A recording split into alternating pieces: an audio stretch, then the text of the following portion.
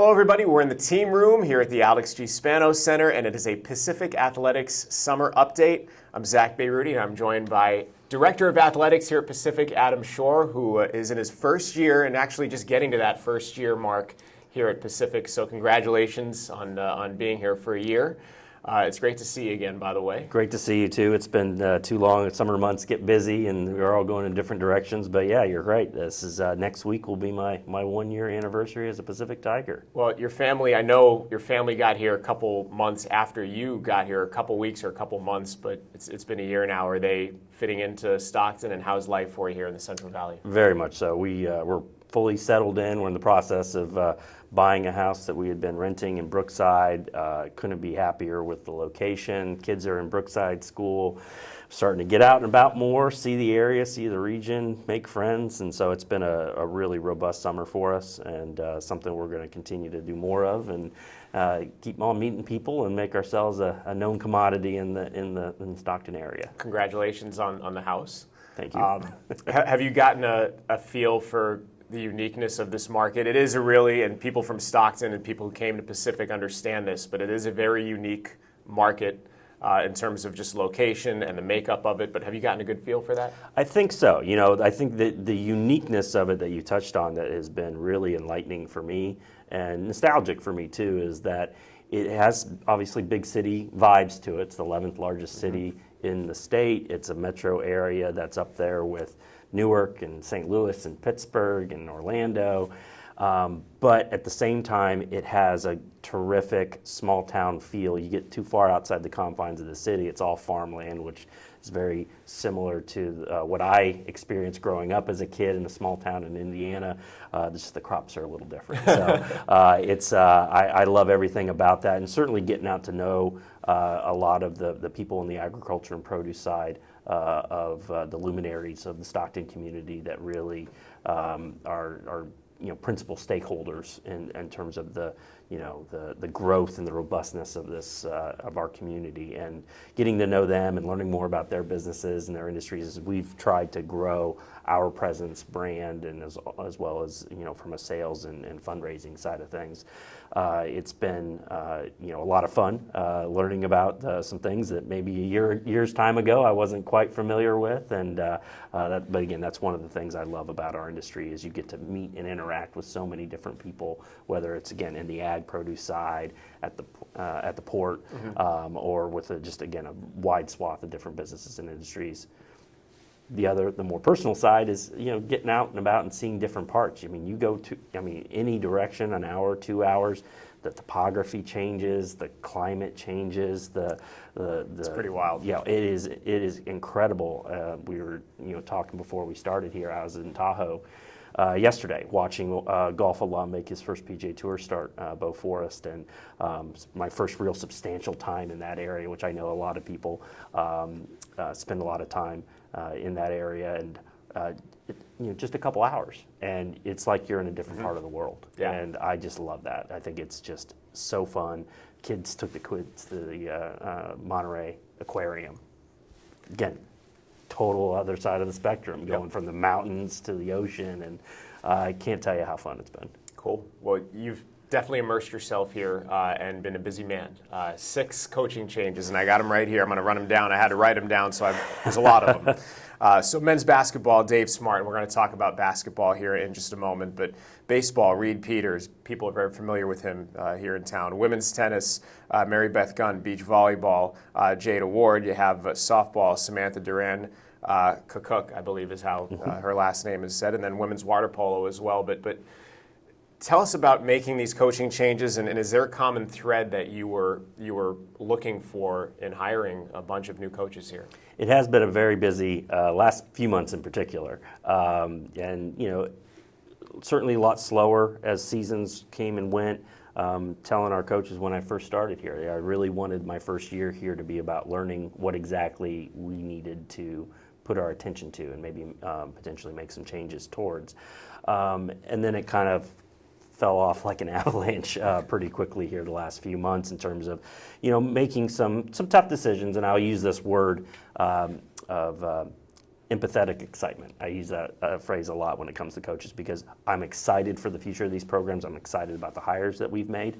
But at the same time, these are always tough decisions. Sure. They impact real people and good people. And some of whom have found great fits elsewhere, and they'll continue to produce great young men and women, which is what all of our coaches over the years have done. But it was one where, in terms of a theme, I try not to, when it comes to looking for coaches, I try not to box myself in with like, no, this is exactly what we're looking for. But there are themes that do arise. And it's really been two themes with this stable of hires. And so if you look at whether we're talking Reed Peters, Mary Beth Gunn, or Dave Smart, which again, I won't spend too much time on because we'll talk about basketball quite a bit here shortly.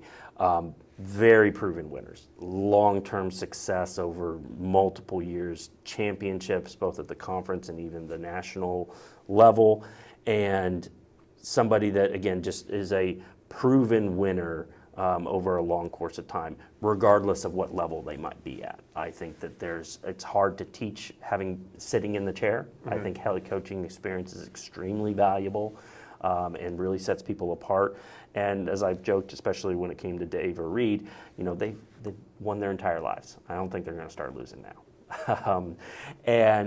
So that was a very clear, and those were boom, boom, boom, 3 in a row. So I think people sort of read into this idea, oh, Adam's got a real system of what he looks for. And I do look for that. But again, I try not to box myself in because when it came to Beach and when it came to softball with Jada and Coach Sam, much different, right? They're far less experienced, but just had something that I have come to really appreciate with President Callahan and his leadership here at Pacific is just a unbridled love and appreciation for energy and enthusiasm and excitement. And those two have it in bunches. I joked after I interviewed Jada that I think this might be the best interview I've ever had with anybody, a coach or an administrator. And wow. And then a few weeks later, I met Coach Sam for the first time, and I'm like, actually, this one might be even better. This is something else. And I just think that they are absolute winners. And so I do think that there is certainly value, even though, again, both those sports, we talk to people with a lot of experience, head coaching experience, not just at lower levels, but the Division I level as well, especially in softball. We had a lot of great conversations. But the way, and again, talking on Coach Sam, the way she sold NJ to she's a Stockton native, they wanted to be Pacific Tigers. And that, above everything else, you got to want to be where you're at. And that is the one thing that just shined them up. They desperately wanted to be here in this community with those programs and to win championships. And that is worth more than anything. That's so great to hear. I know it's a new era as we pivot to basketball. I know it's a new era for the men's basketball team. Unfortunately, off to a tough start where we have an assistant coach in Mike Scholl who is going to be in his first year here and unfortunately passed away a few weeks ago unexpectedly and really just a sad way to start this new era. Really tough. I did not get a chance to know Mike really well. I did not know him before coming here. And the same was actually true for most of our current roster and our coaches, including Coach Smart. He was somebody that came highly recommended to us, not just as a coach, and certainly 7 years at Long Beach, 6 years at LMU, a really known presence up and down the West Coast, but just an amazing human being.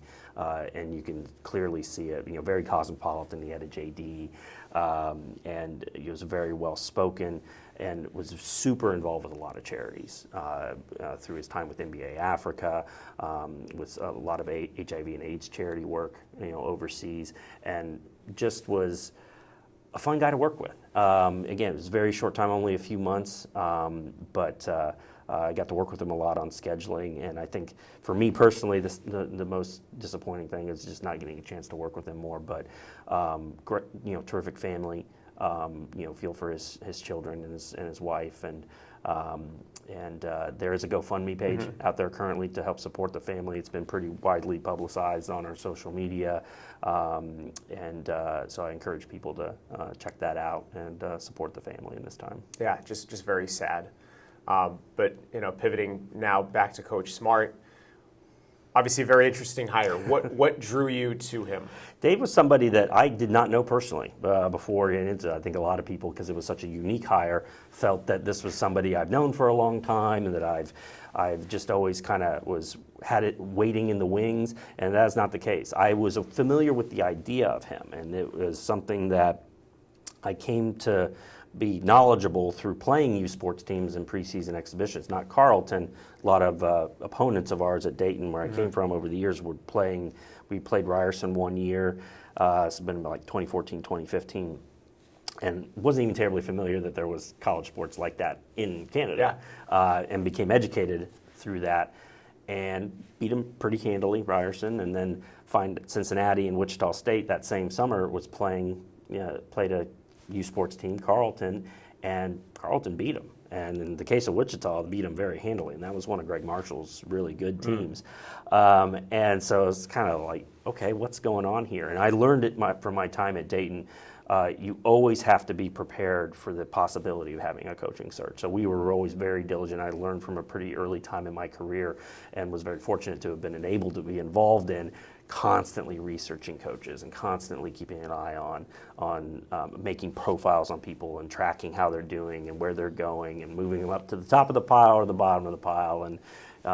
And so he became someone I had an eye on. Again, he up until just this past year, though, at Texas Tech was his first time in NCAA and at Texas Tech, and got to put more close eyes on him being in our association. And after I talked to him and I learned more about his philosophies and his systems, and just like, this guy's a winner. This guy is a winner, and he's going to come in here and he's going to shake things up in this league. And certainly with our roster, the staff he's built, and the roster that we have right now, it's a demonstrative change. The first thing that came to my mind when I read the news about Coach Smart, the first thing about the hire that came to my mind was out of the box. Is that a compliment to you?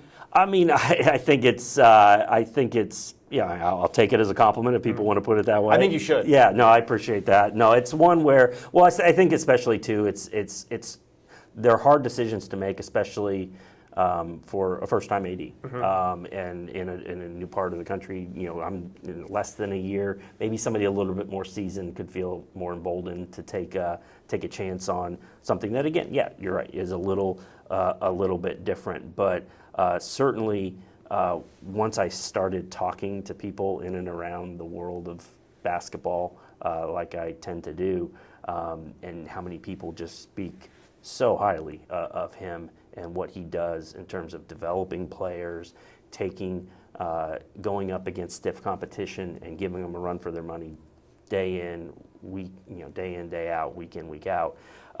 It was, you felt a little, because again, it wasn't just his time in youth sports or his relatively short time at Texas Tech. He was very involved in the national or the international, the FIBA scene with the Canadian national team, with the Great Britain national team.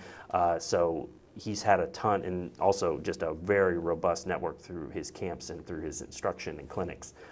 He's one of the most sought after guys. I was going to say the Rolodex must be amazing. Gigantic. And so you certainly felt a little bit more comfortable, because you question yourself. And we talked to some really intriguing candidates and possibilities, but Dave, once he got to campus here, he just really set himself apart. You mentioned the schedule.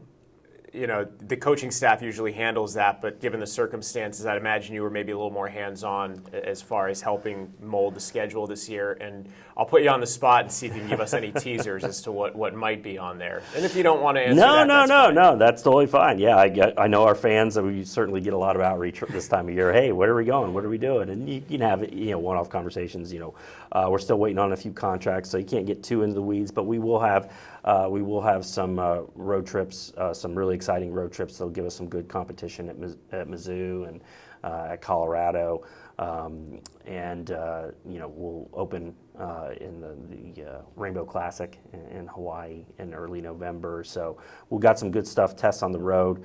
I think the one thing that is interesting, and I'm a little different than a lot of my peers, where I do spend a lot of time on scheduling, and I certainly work more with our coaches on it this year, maybe than in some years, but in a rebuild, which we're in a rebuild mode. I'm really excited, and I think we're going to be a very competitive team on our league. But it's the first year of a new staff, and last year, admittedly, was a little rough.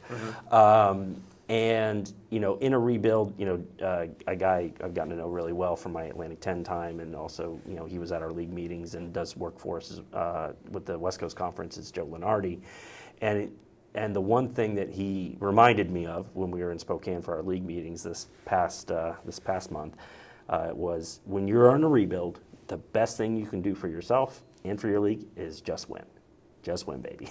And so we've really tried to put a schedule that's going to help, get us in the W column more, help our league grow its net ranking profile, so we're more of a multi-bid league. Because again, our goal as a league is to get ourselves to a point, and certainly the additions of Washington State, Oregon State, Grand Canyon, Seattle here in a few years' time will help in this regard. But we don't want to just be known as the Gonzaga St. Mary's. Right. In the dance every year. We want to be a 3, 4, 5 bid league every year, and we're making great strides in that. Certainly, there's been programs like Santa Clara that has done USF that have made strides in that direction. We need to be up there with them, and we need to make those strides. Strides and commitments. Correct. Yep. I'd be remiss if we didn't talk about the women's team. I know they didn't have a regime change, but really exciting what's going on there, because they played on Monday back-to-back years in the WCC tournament, and that's something that a Pacific basketball team had never done. So, kudos to Coach Bradley Davis and his staff, and I'd imagine you're looking forward to seeing what the future holds for them. He's become quite a close advisor and confidant of mine. I think the world of Coach Davis and his staff. He's been here, I think, in total as a head coach and assistant nearly 2 decades. Long time. And he's built a program that has, to your point, absolutely has done something that a program in our league in the WCC currently never done, and even that, though, not good enough for him, and not good enough for our girls either and their staff. They want to push beyond that, and I think as the sport of women's basketball, from a national notoriety standpoint, from a TV viewership, a revenue standpoint, is to continue to grow. We need to capitalize on that with the growth of our women's program. This will be his best team yet coming up here. So super excited about what they'll be able to do, because I think that both on the men's and the women's side, I think this is a true narrative for both, is some of that level because of the nature of the portal and NIL and all that stuff. A lot of the stuff above us is going to, not demonstrably, but they're going to drop a little bit. And if we can raise enough and close that gap, we're going to catch a few of those teams that maybe we historically have not been able to catch before, and then push and contend for a conference title. So that leads us perfectly into the final topic I want to discuss, and that's NIL. It's obviously affecting everybody. It can really affect the smaller schools, because you're not dealing with pools of millionaires and billionaires. You're dealing with people in a community that have to come together and collectively raise a lot of money. So how do you overcome the NIL challenge at Pacific? It's an interesting world when you're kind of, it's pretty easy to diagnose NIL. And first, I'm a big supporter of it. I think it's a great thing for young men and women. A lot of these young men and women in the revenue sports, just speaking frankly, the socioeconomics of it, they're usually coming from some tough backgrounds. And so for them to be able to capitalize in a short time at college, make a few dollars to help better themselves, better their families, God bless. I'm supportive of that. It's the tampering, it's the people using it for ill-gotten means, that's where it makes it tough. And so it's easy to diagnose if you are at the top end of the spectrum and you have all the money in the world through that and you can do whatever you want. And it's easy to diagnose if you're at the very polar end and you're basically, a junior college. You're a school that, your hope is that, okay, we're just going to get somebody, hope to develop them, they're a star for a year, maybe 2 for us, and then they'll go off to the SEC or the Big 12 or whatnot. We're right in the middle. So we're kind of live in both worlds. It's harder to diagnose. It's harder to figure out. And a euphemism I use a lot with our staff is the portal giveth and the portal taketh. Right? So I think for the most part in schools that are in conferences that are ranked, I'd say 8th to 12th, which is the range that we're in, as well as like the Missouri Valley, the Mountain West, the Atlantic 10, we tend to be slight net beneficiaries of NIL and the portal in terms of we're going to lose some people, and but we're going to gain some people as well, and we tend to come out just a little ahead. It's made it pretty tough when it comes to getting in the door with kids, because a lot of the people around these kids now, the agents and the managers, they won't even have a conversation with you unless you're talking. I'm speaking men's basketball here. Hey, we'll talk to you, but our starting point is $250,000 a year, and you're just like, okay, and then you're out of it. And that's just not a level we're playing at right now. We're going to be, we're pretty effective in it, I think, for really our first year tackling it. So we have Let's Go Tigers, which is our NIL collective that we just started up in partnership with a third-party company that helps assist the back end of those transactions. Wilson Yu, a great supporter of ours, longtime donor, season ticket holder, and vendor of ours as well. As a personal, because again, these are third-party entities, he really believes in it and has put a personal stake in it himself. Is very involved. I've been really appreciative of his support in that space, and we've attacked it pretty well. I mean, every single guy on our team that is a scholarship student athlete is earning some NIL money, and I think Coach Smart, he wanted it to be very spread out in the first year. It's easy to lose a locker room when you got a few people making a lot and a bunch making nothing. Another wrinkle to this whole thing. Yes, it does tear locker rooms apart. And because you hope the guys don't talk about it, but they're 18 to 22-year-old kids, they talk about it. It's just a fact and reality. So it's more spread out. But here's the thing, I've been telling our people this, especially the ones that have supported it on from an early get-go, that when we produce this year, which I believe we will, and I truly feel we will go from last to probably middle of the pack, if not a little above that. I think that's my sincere belief watching these guys practice. But if we do that or push beyond that even, then we're going to have to step up to retain guys, because at that point then people are going to see that. Nothing's done in a vacuum here. So when you have success, people's attention turns to that, especially some of these guys that we have that are a little bit more proven. Some of the guys coming from Canada and some of our JUCO guys. When they do, if we want to retain them, we're going to have to step up. Sure. And so that's just a reality I think that our fans just need to grasp. And it's a great service that is provided to them, and we're going to keep pushing information out about it. And it's just it's the fourth rung now of our efforts. It's ticket sales, it's corporate partnerships, it's fundraising, and NIL. It's just a reality. Congratulations on a very active first year as AD, and very excited about what the future holds here at Pacific. No, thank you very much. It's been great today. Yeah, that's Adam Tschuor, and we'll see you next time. Thanks for joining us.